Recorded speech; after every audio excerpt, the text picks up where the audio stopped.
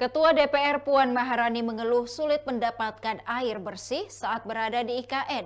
Keluhan itu dibocorkan oleh Ibunda Puan Maharani yang juga merupakan Ketum PDIP Megawati Soekarnoputri. Menanggapi keluhan tersebut, Menteri PUPR Basuki Hadi Mulyono atau Pak Bas buka suara.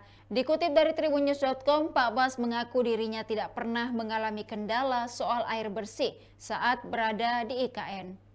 Bahkan Pak Bas bercerita bahwa dirinya pernah tinggal di IKN selama sepekan.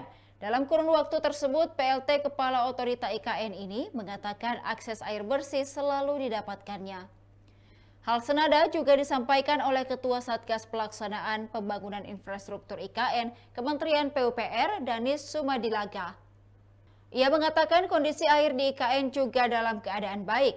Air tersebut dinyatakan bersih dan tak terpapar bakteri seperti E. coli. Danis Sumadilaga pun mengatakan sudah ada hasil pengujian laboratorium yang dilakukan Sukovindo. Diketahui sebelumnya Megawati menyinggung soal IKN dalam pidatonya pada Kamis 22 Agustus 2024. Megawati mengaku dicurhati Puan soal sulitnya air bersih di kawasan IKN. Demikian Tribun Timur Hot News kali ini, saksikan berita lainnya hanya di kanal YouTube dan Facebook Tribun Timur. Download Tribun X sekarang, menghadirkan lokal menjadi Indonesia.